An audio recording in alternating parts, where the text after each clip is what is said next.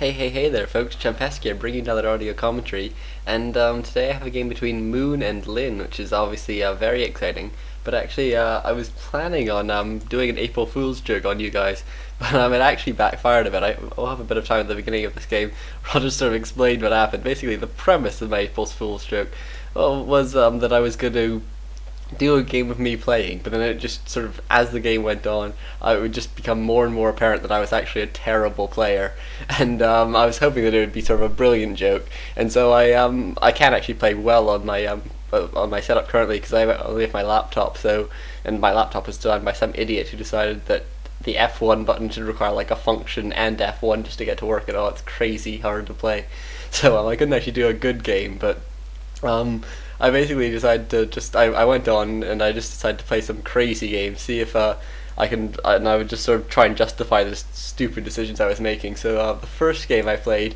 I was playing random, and I went against human on Twisted Meadows, and I got undead. And so I just sort of got my Death Knight and then just basically right-clicked it on the Archmage, sent all my skeletons to kill him, and did sort of 10 strategy of just constantly coiling everything, and or constantly coiling the Archmage, and I actually ended up killing the Archmage, and the guy rage quit, I think. So he didn't get a chance to scout that I was just doing sort of a straight tech, like I didn't even build a crypt, I just went literally straight for tier 2 and then did a really late crypt and stuff like that, and he never even scouted that, so he didn't notice. And then my second game, it was on Echo Isles again versus a human, and I got Elf this time. And this time round, I decided I would just go for something completely insane. I went Demon Hunter, just straight creeping with an Ancient of War, and then like no harassing at all, and then no archers either. And what else? Then I just did straight tech again, and I wanted to go for a combination of ancient protectors and chimeras, thinking like, yeah, this will be an amazing strategy. I'll never actually get to it in time. He'll just rush me, and then I can pretend to be surprised in the commentaries and being like, well, this doesn't normally happen and stuff. But instead, he didn't actually rush me. And about 20 minutes into the game, I decided I had to go for a push because I had sort of a bunch of lumber. I had a couple chimeras out, and then I turned up at his base, and he had sort of the worst sort of counter to this army ever. And basically, I won. He basically decided to counterattack, which is obviously stupid against chimeras and ancient protectors, and I took out his main, and he did have an expansion, but I eventually took that out as well, and I ended up winning that one as well. So a bit of a backfire in terms of my April Fool's joke, and by that point I didn't have any more time to sort of try any more stupid strategies or stupid games, because I had to plan my actual real life April Fool's jokes. I take April Fool's really seriously, folks. But anyways, back to this game. I'm sorry, I've sort of rambled on for almost 3 minutes now. As you can see, Moon's gone for Beastmaster first, which is pretty common on this map, just because Beastmaster hunts work so well, and then you can get your expansion, get up a really strong economy advantage, and then tech really late, and that looks like what he's going to be doing here against Lyn. Lyn, meanwhile, was creepjacked a bit there. I assume you saw it all. There's nothing really overly exciting happening, so I felt I could ramble on personal life stories.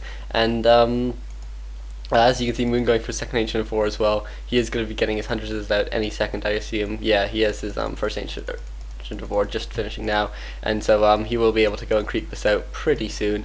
But meanwhile, you have to do a lot with your Beastmaster in this time, and it's really hard to actually do anything, but you can't just let your opponent creep up. And actually some really nice play there, Lyn just managing to save his grunt. Oh, he looks like he was just trying to bait that Beastmaster, but the Beastmaster forced the TP away anyways. Excuse me. And some really nice play there by Lyn. He's just forcing that Beastmaster just to waste a bit of time, and as a result wasted TP as well. And so the Beastmaster did get the kill in the end, but your runs aren't too important in this stage, because really you want to tech up as quickly as possible against the Beastmaster. You want to get your Bestiary and Spirit Lodge out, because they're actually quite good against Huntresses, and summons obviously, whereas grunts are pretty terrible. And actually so were Headhunters, so that's not really an alternative that you could go for. But Blademaster is almost 2 now, and looks like Moon is buying dust. It's actually a bit surprising that he's buying dust. Maybe he must just be buying it just for these creeps, because by the time he's done creeping these, he will have his Hawk out, which is obviously great for that sort of scouting. But there is a peon here. Obviously, this you always get an expansion when you go for Beastmaster hunts, and so Lyn knew to scout for one, and this is the obvious place to put your expansion. And looks like Lyn is not actually around us too much. He brought in this Blade Master, and actually this is quite bad for Moon, because Moon was chasing away those grunts, and now Lin's aggroed the creeps onto this Tree of Life, and this could be really bad for Moon if he loses this Tree of Life, because that Tree of Life is just so important. And Lin looking like he's switching focus now to those wisps. Moon gets a very nice detonate there at the last second, to deny Lin the experience. And Lin's still not level 2. Level 2 would be pretty nice in this situation. Although Moon now lost all his wisps here. Those creeps, you can't do anything about them basically. And Moon actually probably fortunately bought that dust, considering he hasn't made it to level 2 yet. And it means that he will be able to forces a Blade Master away. Blade Master has made it to level 2, but Moon's Ancient or Tree of Life taking a lot of damage now. Really needs to be careful, because obviously he's so busy chasing away this Blade Master, and it looks like this Tree of Life, oh, it's so low. It's down to 22 hit points, 9 hit points, but it's healing up. Oh, it gets taken out by one last hit there from the grunt. Nothing Moon could have done about that, because all those wisps are gone. He was already eating a tree, and you can't always pull away all the creeps, and so some really unfortunate play there for. I mean, meanwhile, Lin is now tier 2, going dual bestiary, no second hero yet either. I think it's probably likely that we'll see raiders. We could see, actually, Tome of Agility, that which Lin's going to be able to steal. We could see, what are they called? Wyverns, or Windrider, sorry, in this situation, but really I don't think it's too likely, just because the Beastmaster is so good against them, and in addition, Moon can just bring up some archers, which are actually would be quite nice, because they're just so cheap, and Moon obviously doesn't have his expansion anymore. And Moon continuing to pump wisps, actually. Maybe he's going to go for another expansion attempt, putting up an Ancient of Wonders now and doing some more creeping as well. And looks like Moon trying to get to 3, and then we'll have to see what he's going to try and do from here, because obviously he's in a really bad position now. Lin, very, very good position, level 3 already, has his grunts out, getting out his raiders now, so he might just go for some sort of full frontal assault on Moon once he has a couple raiders, and he can get really good positioning and really force Moon into really bad positioning, and maybe he'll just try and hit and run, take out some Moon rolls, and then speed scroll out and all of that fun stuff, because Moon doesn't really have any interesting spells at this point.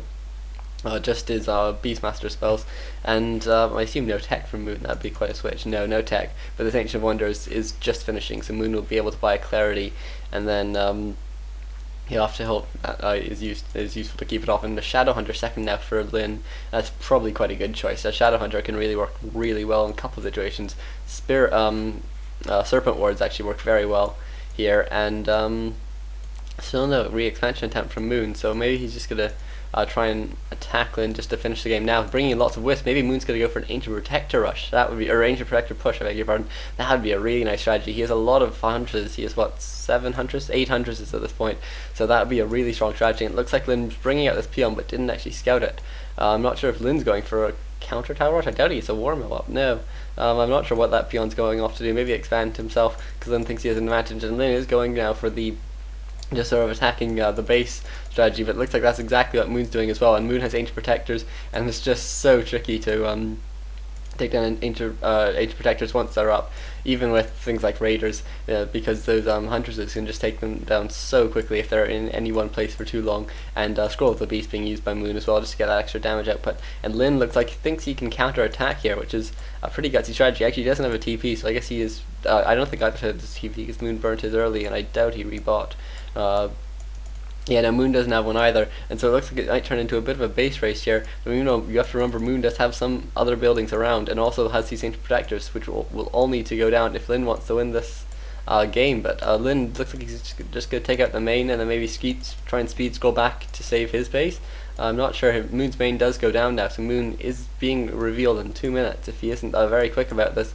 And putting up some Ancient Protectors now, this will help him for a bit, but you have to wonder, actually Lin putting up a war mill here, that's very nice. Obviously it won't stop him from being revealed when this main gets taken down, if it gets taken down, but it's a building that just costs gold, so you can easily get a bunch of them, and they have a whole bunch of hit points, so it's a really nice building to try and just hide around the map.